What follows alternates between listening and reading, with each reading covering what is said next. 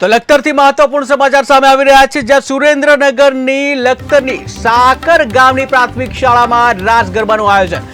સુરેન્દ્રનગરની લખતરની સાકર ગામની પ્રાથમિક શાળામાં રાસ ગરબાનું આયોજન કે જ્યાં જયા પાર્વતીના વ્રતને લઈને રાસ ગરબાનું આયોજન.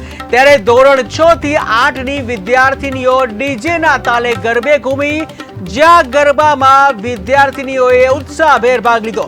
આ સાથે શાળાના આચાર્ય, શિક્ષકો સહિત વિદ્યાર્થીઓ આ પ્રસંગે હાજર રહ્યા હતા.